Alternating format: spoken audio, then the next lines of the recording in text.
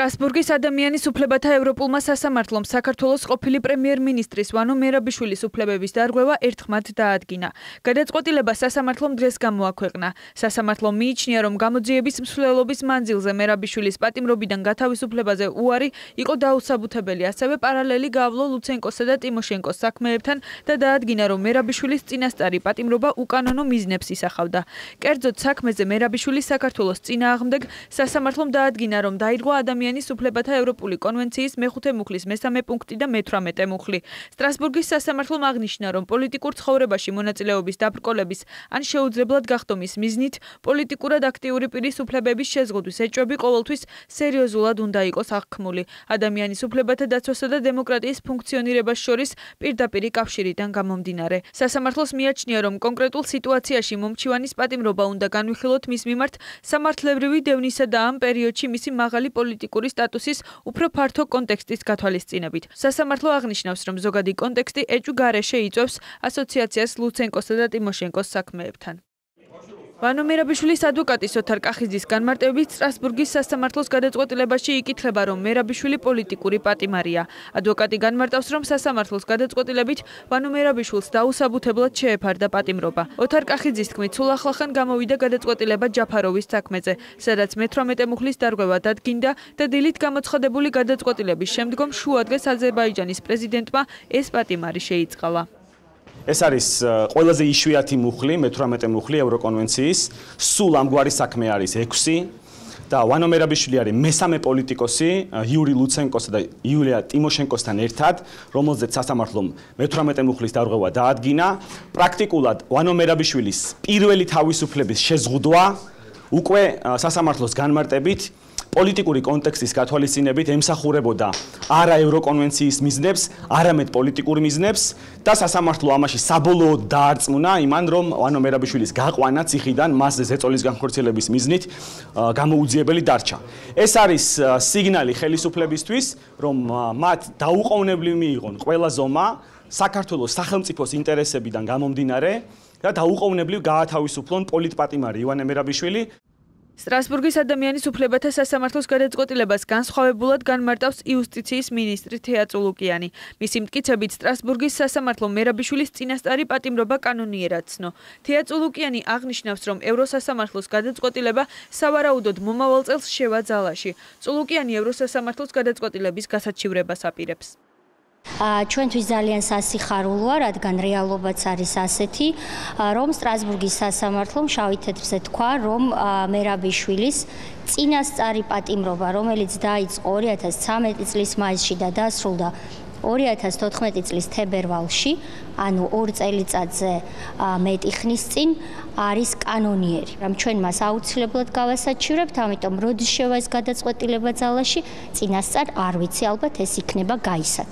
მაგრამ ჩვენ გავასაჩივრებთ მაგალითად იმას, რომ სტრასბურგის სასამართლო დაეყნა მხოლოდ მერაბიშვილის მონაყოლს, რომ მას ჩამოაცვეს თავზე ჯემპრი, გაიყვანეს და აჩვენეს დარბაისელს და ფარცხალაძეს, როგორც თავად ის მოუყვა სტრასბურგის სასამართლოს და სტრასბურგის სასამართლომ გითხრა, რომ რატომ არ ჩაატარეთ გამოძიებაო. ჩვენ ჩავატარებთ გამოძიებას და დიდ პალატაში ვიდავებთ იმაზე, რომ რეალობა ალბათ სხვა იყო. ექს-პრემიერი ვანო მერაბიშვილი 2013 წლის 21 მაისს დააკავეს. მას გამოძიება ამომრჩეველთა მოსყიდვას, სხვისი ქონების მითვისებას და თანამდებობრივი უფლებამოსილების ბოროტად გამოყენებას ედავებოდა. სასამართლო მერაბიშვილს წინასწარი პატიმრობა 22 მაისს შეუფარდა. 25 მაისს კი თბილისის სააპელაციო სასამართლომ განმარტებების გაკეთების გარეშე არ დააკმაყოფილა მერაბიშვილის მოთხოვნა, შეცვლილიყო აღკვეთის ღონისძიება. საბოლოოდ 2014 წლის თებერვალში ქუთაისის საქალაქო სასამართლომ ექს-პრემიერი დამნაშავეცნო და 5 წლიანი პატიმრობა მიუსაჯა. მერაბიშვილის რამდენიმე სარჩელი უზენაეს სასამართლოში ამ დრომდე არ არის განხილული.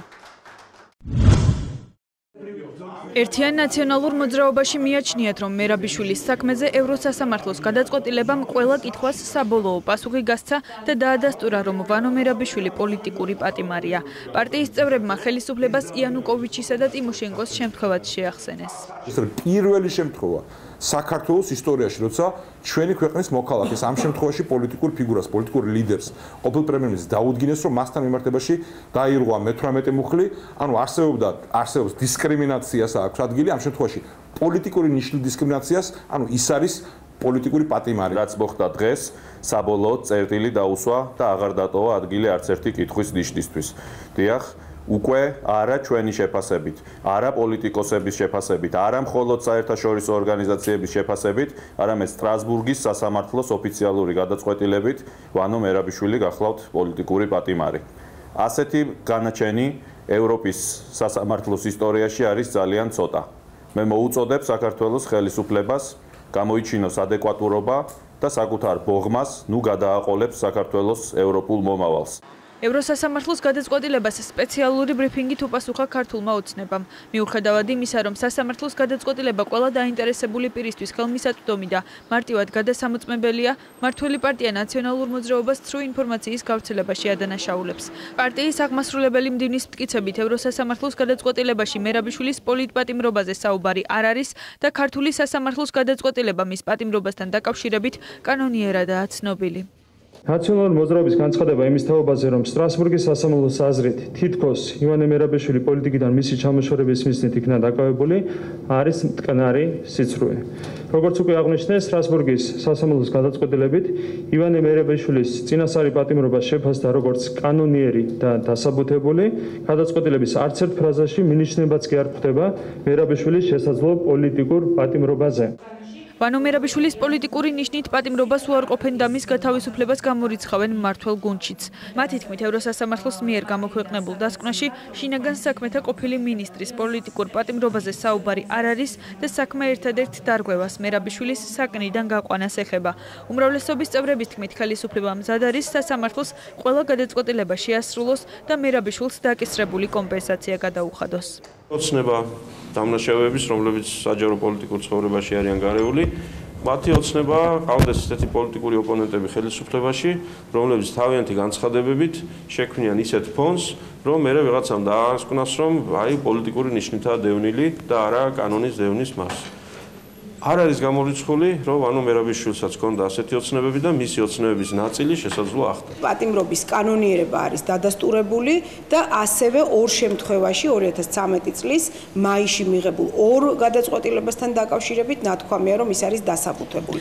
ეს უკვე ნიშნავს იმას, რომ სხვა დანარჩენი შეიძლება ჩვენ განვიხილოთ პოლიტიკურ სპეკულაციად და ნიშნავს იმას, რომ არამც და არამც ეს გადაწყვეტილება, რომელიც მხოლოდ და მხოლოდ წინასწარი პატიმრობის პერიოდს ეხება, არ შეიძლება რაიმე გავლენას ახდენდეს კანონიერ ძალაში შესული განაჩენის გამამტყუნებელი განაჩენის აღსრულებაზე. არსად არ ენახსენები, რომ ვანო მერაბიშვილი პოლიტიკურ პატიმარია და აქ ნებისმიერი სპეკულაცია უსაფუძვლოა.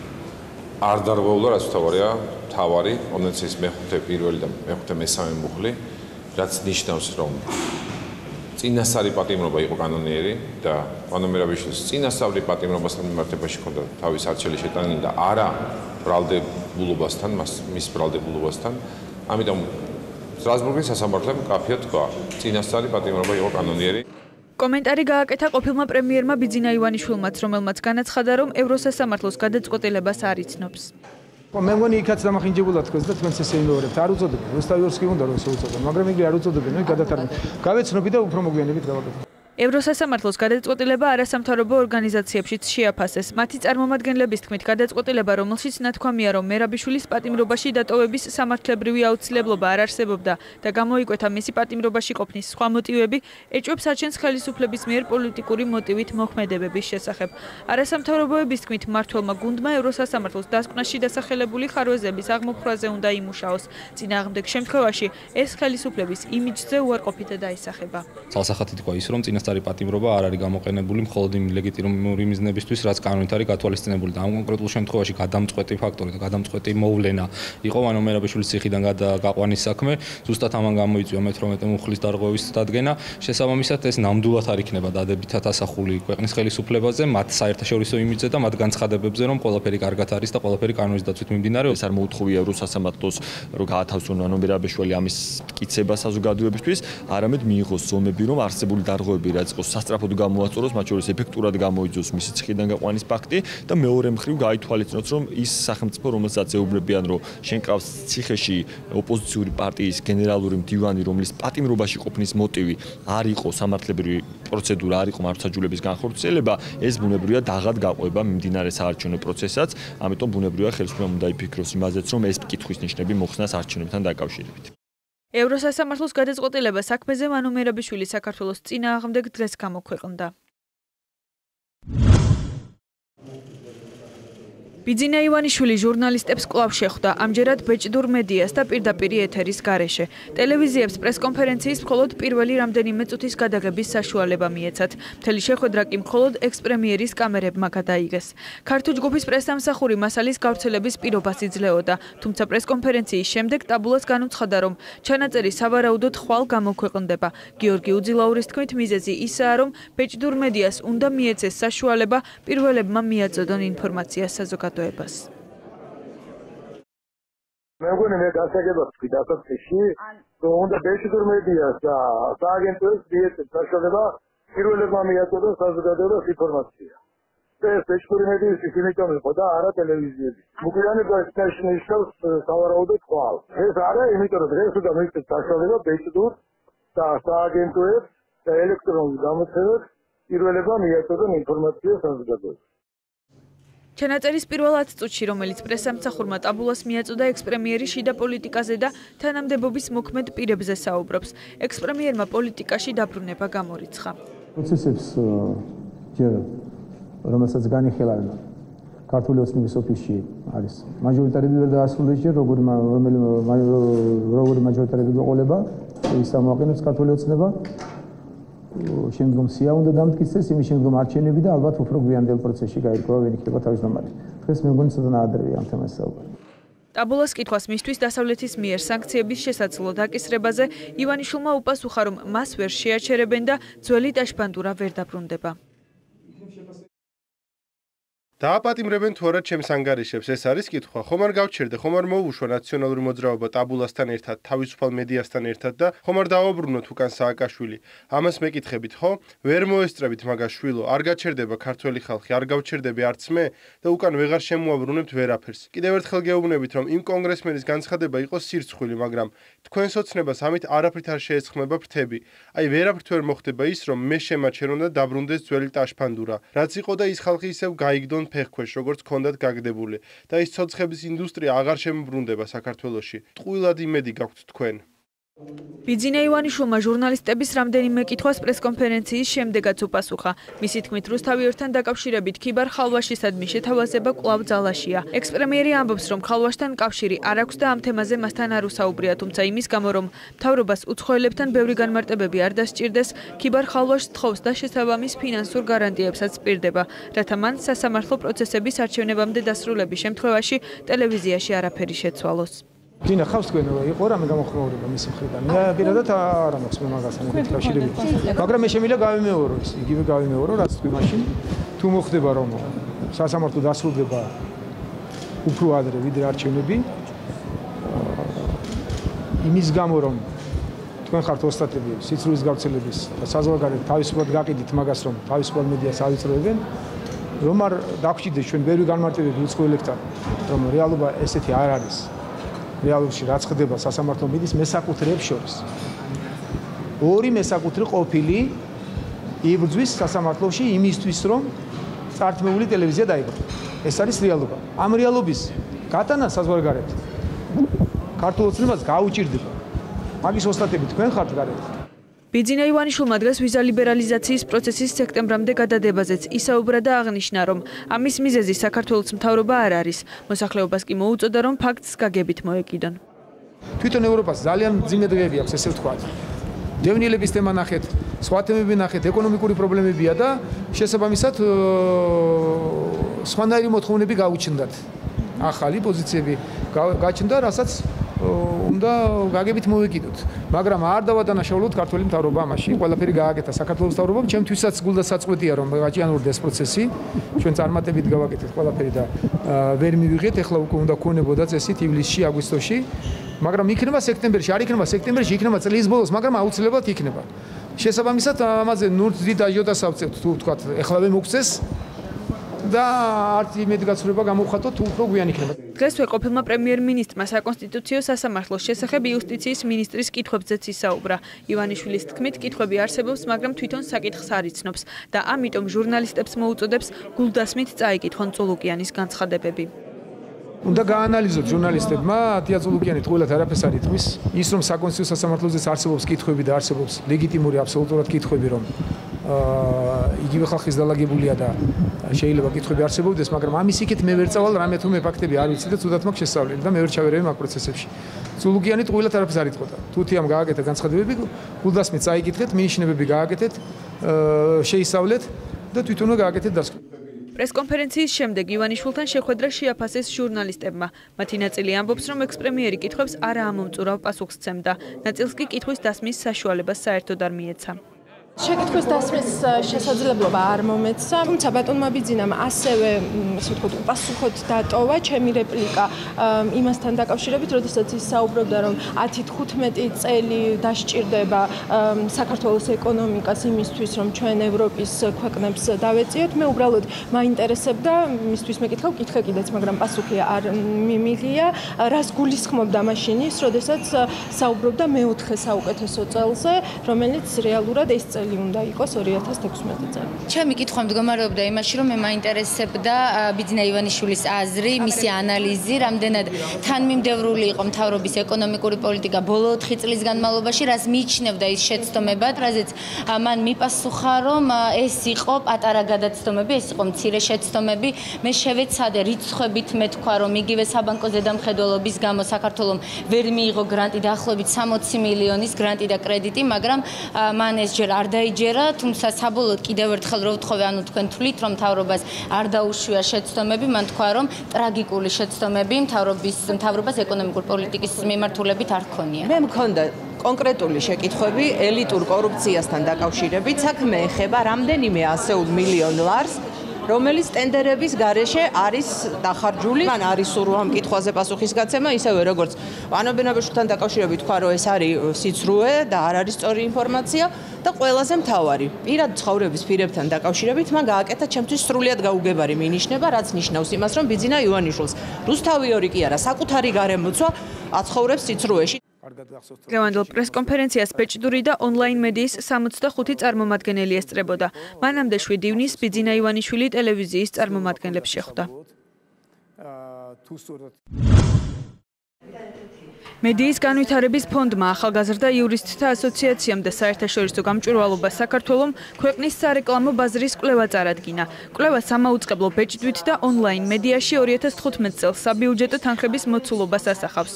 მედიის განვითარების ფონდის კვლევის მიხედვით ცალკეული უწყებები 2015 წელსაც აგრძელებდნენ ისეთ მედიებთან სერვის კონტაქტების გაფორმებას, რომელთა სარედაქციო პოლიტიკა ქსენოფობიას, ჰომოფობიას და ანტიდასავლურ განწყობებს ეფუძნება.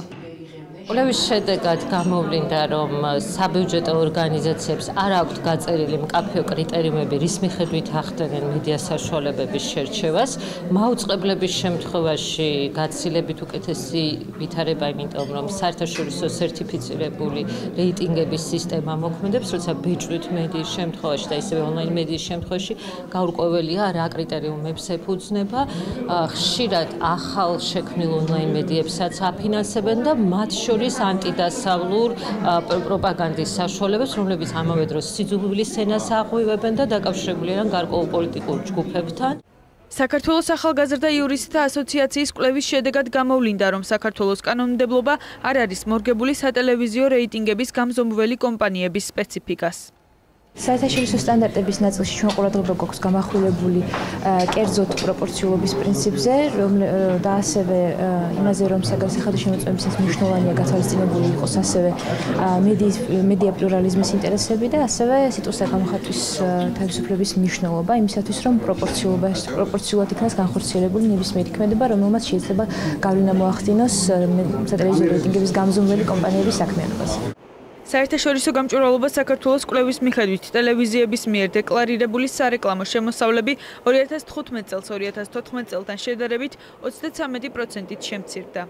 ძირითადი თემები, რაც მიმოხილულია ჩვენს ანგარიშში, ეს არის საკანონმდებლო ცვლილებები რეკლამასთან დაკავშირებით, რომელიც საკმაოდ მნიშვნელოვანი ასახვა ჰპოვა ბაზარზე. ასევე ჩვენი ერთ-ერთი მთავარი თემა, რაც განვიხილეთ, იყო ორი მთვლელის საკითხი. საქართველოში ამჯერად რეიტინგებს აკეთებს ორი კომპანია და ეს ბაზრისთვის არის საკმაოდ დამაბნეველი. სამმა არასამთავრობო ორგანიზაციამ კვლევები 2015 წლის დეკემბრიდან 2016 წლის მაისის ჩათვლით ჩაატარა. როგორ უნდა მოხდეს საქართველოს ეკონომიკის უცხოურ ვალუტაზე დამოკიდებულების შემცირება? ამ საკითხს განიხილავდნენ დღეს კომერციული ბანკების ხელმძღვანელები ეროვნული ბანკის პრეზიდენტთან გამართულ შეხვედრაზე. ეროვნული ბანკის პრეზიდენტის კობა გვენეტაძის თქმით, უნდა გადაიდგას ნაბიჯები, რათა ლარში სესხები უფრო ხელმისაწვდომი გახდეს. ლარის გაუფასურების გამო მოსახლეობის შემოსავლების შემცირება სწორედ უცხოურ ვალუტაში ნომინირებულმა სესხებმა გამოიწვია, რადგანაც მათ ყოველთვიურად გაზრდილი ვალდებულებების გადახდა უწევდათ. ეროვნულმა ბანკმა ამ მიმართულებით რამდენიმე ნაბიჯი უკვე გადადგა. კერძოდ კი ლარში მოზიდული სახსრებისთვის ბანკებს სარეზერვო მოთხოვნები შეუმცირა. ამ ნაბიჯს კომერციულ ბანკებში მიესალმებიან. მაღალია დოლარიზაცია დღესდღეობით და ჩვენ ვდგავთ გარკვეულ ნაბიჯებს იმისათვის რომ ეს შევამციროთ, რათა მომავალში იმ შემთხვევაში თუ იქნა ვთქვათ უარყოფითი შოკები, ისეთი მტკივნეული არ იყოს ამის გადატანა, როგორც გასულ წელს იყო მოსახლეობისათვის. გვინდა რომ რაც შეიძლება უფრო მეტად ხელმისაწვდომი იყოს გრძელვადიანი ლარი სესხები ქვეყანაში. ეს ინიციატივები მიმართულია დოლარიზაციის შემცირებისკენ და ეს ინიციატივები ხელს შეუწყობს დოლარიზაციის შემცირებას, რაც კარგი ფაქტია. ეროვნულმა ბანკმა კომერციულ ბანკებს მომხმარებელთა უფლებების დაცვის ახალი პროგრამა გააცნო, რომლის მიხედვითაც ბანკებმა მომხმარებლებს საბანკო პროდუქტების შესახებ უფრო დეტალური მონაცემები უნდა მიაწოდონ. ამასთანავე კობა გვენეტაძემ ონლაინ სესხებისთვის მოსალოდნელ რეგულაციებზეც გააკეთა კომენტარი. მისი თქმით, ეს პროდუქტი ბაზარზე აუცილებლად შენარჩუნდება, თუმცა შესაძლოა მისი გაცემის წესები შეიცვალოს. გვინდა რომ უფრო გახსნილები იყვნენ, უფრო მეტი ინფორმაცია მიაწოდონ თავიანთ მომხმარებლებს და სესხის ამღებლებს. გვინდა გარკვეული ცვლილებები შევიტანოთ წესში, რომელიც ითვალისწინებს მომხმარებელთათვის აუცილებელი ინფორმაციის მიწოდებას. გვინდა რომ ასე ვთქვათ, თამაშის წესები იყოს აბსოლუტურად ნათელი, იყოს რაც შეიძლება ნაკლები მოულოდნელობები, ისე რომ თან პროდუქტი იქნეს შენარჩუნებული. კიდევ ერთი საკითხი, რაზეც დღეს ბანკირებმა კომენტარები გააკეთეს, პარლამენტის მიერ მიღებული კანონპროექტია, რომლითაც ბანკებს უიმედო ვადაგადაცილებული სესხების ჩამოწერა შეეძლებათ. კობა გვენეტაძე ამბობს, რომ ეს ნორმა ბანკებს პრობლემებს არ შეუქმნის. საბანკო ასოციაციაშიც ამავე პოზიციას იზიარებენ. არ ფიქრობ, რომ ამ პრობლემები და შეუქმნეს საბანკოს. ფინანსური შესაძლებლობებიდან გამომდინარე ბანკის გადასაწყვეტი რა უყოს მოგებას. იმიტომ რომ პატიება ფინანსურად ვერ ჩამოიწერება მარტივად კანონით. ეს ჩვენთან თანამშრომლობით მოხდა ამ კანონპროექტზე მუშაობა. თვითონ სესხთა მიმართებაში ეს არის ცალკეული კეისი, რომელიც ბანკმა უნდა შეისწავლოს და იქ თუ არის ამის საშუალება, ბუნებრივია რომ ბანკი ამ ჩამოწერას გააკეთებს. თუ არ არის, არა. ხვალ ეროვნულ ბანკში მონეტარული პოლიტიკის კომიტეტის სხდომა უნდა ჩატარდეს. სხდომაზე ეროვნულმა ბანკმა უნდა გადაწყვეტოს, შეამცირებს თუ არა მონეტარული პოლიტიკის განაკვეთს. UEFA-ს კონტროლის ეთიკისა და დისციპლინის კომიტეტმა რუსეთის საფეხბურთო ნაკრები საბოლოოდ გააფრთხილა და დააჯარიმა. კომიტეტის გადაწყვეტილებით რუსეთის ფეხბურთის ფედერაცია 150,000 ევროთი დაჯარიმდება და თუ რუსეთის ფანების ძალადობრივი ქმედებები სტადიონზე კიდევ ერთხელ განმეორდება, რუსეთის ნაკრებს ტურნირიდან მოკვეთენ. ამასთან ფრანგის სამართალდამცველები ქვეყანაში მყოფ რუსეთის გულშემატკივრებს ამოწმებენ. ქალაქ ლილთან, სადაც ხვალ რუსეთისა და სლოვაკეთის მატჩი უნდა გაიმართოს, ფრანგმა სპეცრაზმელებმა რუსი გულშემატკივრების ავტობუსი გააჩერეს და ერთ-ერთი მათგანი დააკავეს. მას საფრანგეთიდან გააძევებენ. რუსეთის გულშემატკივართა გაერთიანების პრეზიდენტის ალექსანდრ შპრიგინის თქმით, შემოწმებები საფრანგეთის პროკურატურის მოთხოვნით ტარდება და მათ ამის შესახებ ინფორმაცია აქვთ. მისივე თქმით, საფრანგეთიდან შესაძლოა 50-მდე რუსი გულშემატკივარი გააძევონ. ისინი აგრესიულ ქმედებებში შენიშნეს.